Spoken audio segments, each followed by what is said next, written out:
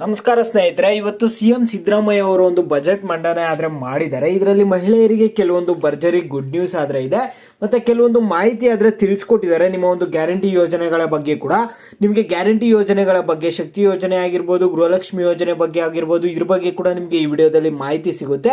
ಅದರ ಜೊತೆಗೆ ನಿಮಗೆ ಕೊಟ್ಟಿರುವಂತಹ ಒಂದು ಹೊಸ ಯೋಜನೆಗಳೇನು, ಮಹಿಳೆಯರಿಗೆ ಬಂದಿರುವಂತಹ ಭರ್ಜರಿ ಗುಡ್ ನ್ಯೂಸ್ ಬಗ್ಗೆ ಕೂಡ ಈ ವಿಡಿಯೋದಲ್ಲಿ ನಿಮಗೆ ಮಾಹಿತಿ ಸಿಗುತ್ತೆ. ಎಲ್ಲರೂ ವಿಡಿಯೋ ಕೊನೆವರೆಗೂ ನೋಡಕ್ ಟ್ರೈ ಮಾಡಿ. ಅದಕ್ಕೆ ಮುಂಚೆ ಯಾರ ಚಾನಲ್ ಇನ್ನೂ ಸಬ್ಸ್ಕ್ರೈಬ್ ಮಾಡ್ಕೊಂಡಿಲ್ಲ ಪಟ್ಟ ಅಂತ ಸಬ್ಸ್ಕ್ರೈಬ್ ಮಾಡ್ಕೊಳ್ಳಿ, ಮತ್ತೆ ವಿಡಿಯೋಗೆ ಒಂದು ಲೈಕ್ ಆದ್ರೆ ಕೊಡಿ.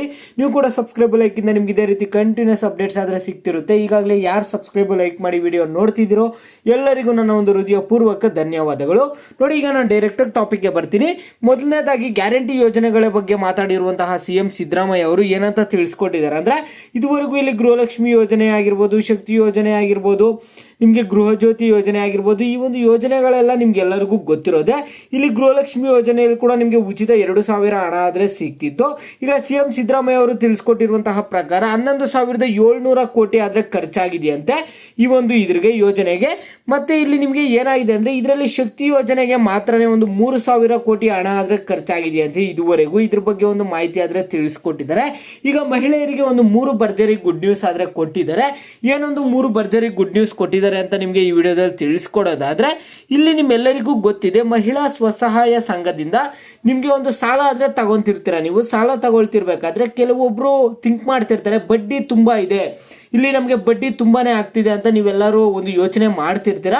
ಈಗ ಇದ್ರ ಬಗ್ಗೆ ನಿಗಾ ಇಟ್ಟಿರುವಂತಹ ಒಂದು ಸರ್ಕಾರ ಏನೊಂದು ನಿರ್ಧಾರ ಮಾಡಿದೆ ಅಂದ್ರೆ, ಕಡಿಮೆ ಬಡ್ಡಿ ದರದಲ್ಲಿ ಸಾಲ ಕೊಡೋದಕ್ಕೆ ಒಂದು ಅವಕಾಶ ಮಾಡಿಕೊಳ್ಳೋದಕ್ಕೆ ಒಂದು ಯೋಜನೆ ಆದ್ರೆ ತರಲಿದೆ.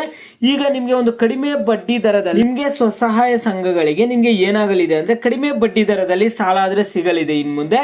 ಈ ಒಂದು ಭರ್ಜರಿ ಗುಡ್ ನ್ಯೂಸ್ ಆದ್ರೆ ಕೊಟ್ಟಿದ್ದಾರೆ. ಈಗ ಕೊಟ್ಟಿರುವಂತಹ ಒಂದು ಎರಡನೇ ಭರ್ಜರಿ ಗುಡ್ ನ್ಯೂಸ್ ಏನಂತ ನೀವು ಕೇಳೋದಾದ್ರೆ, ಒಂದು ಸ್ಮಾರ್ಟ್ ಫೋನ್ ಅನ್ನ ಕೊಡ್ತೀವಿ ಅಂತ ಆದ್ರೆ ಹೇಳ್ತಿದ್ದಾರೆ. ಈಗ ಸ್ಮಾರ್ಟ್ ಫೋನ್ ಅನ್ನ ಕೊಡ್ತಿದ್ದಾರೆ ಅಂದ್ರೆ ಎಲ್ಲಾ ಮಹಿಳೆಯರಿಗೂ ಸ್ಮಾರ್ಟ್ ಫೋನ್ ಅನ್ನ ಕೊಡ್ತಿದಾರ ಅಂತ ನೀವು ಥಿಂಕ್ ಮಾಡಕ್ ಹೋಗ್ಬೋದು. ಆದ್ರೆ ಇಲ್ಲಿ ಎಲ್ಲಾ ಮಹಿಳೆಯರಿಗೂ ಒಂದು ಸ್ಮಾರ್ಟ್ ಫೋನ್ ಅನ್ನ ಕೊಡ್ತಿಲ್ಲ. ಇಲ್ಲಿ ಅಂಗನವಾಡಿ ಕಾರ್ಯಕರ್ತರಿಗೆ ಒಂದು ಸ್ಮಾರ್ಟ್ ಫೋನ್ ಅನ್ನ ಕೊಡೋದಕ್ಕೆ ಒಂದು ನಿರ್ಧಾರ ಆದ್ರೆ ತಗೊಂಡಿದೆ. ಇವತ್ತು ಬಜೆಟ್ ಮಂಡನೆಯಲ್ಲಿ ಒಂದು ಸ್ಮಾರ್ಟ್ ಫೋನ್ ಅನ್ನ ಕೊಡ್ತಾರಂತೆ ಈಗ ಅಂಗನವಾಡಿ ಕಾರ್ಯಕರ್ತರಿಗಂತ ತಿಳಿಸ್ಕೊಡ್ತಿದ್ದಾರೆ.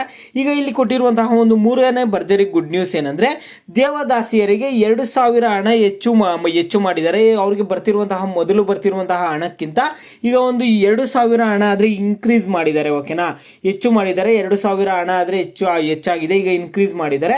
ಇವು 3 ಭರ್ಜರಿ ಗುಡ್ ನ್ಯೂಸ್ ಆದ್ರೆ ಕೊಟ್ಟಿದ್ದಾರೆ. ಇನ್ನು ಬಜೆಟ್ ಮಂಡನೆಗೂ ಕೆಲವೊಂದು ಹೊಸ ಅಪ್ಡೇಟ್ಸ್ ಆದ್ರೆ ಇದಾವೆ.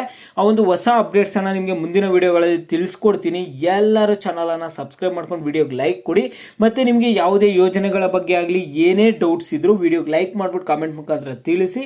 ಯಾವ ಟಾಪಿಕ್ಸ್ ಬಗ್ಗೆ ಹೆಚ್ಚಿಗೆ ಕಾಮೆಂಟ್ಸ್ ಇರುತ್ತೋ ಅದ್ರ ಬಗ್ಗೆ ನಿಮಗೆ ನೆಕ್ಸ್ಟ್ ವಿಡಿಯೋ ಆದ್ರೆ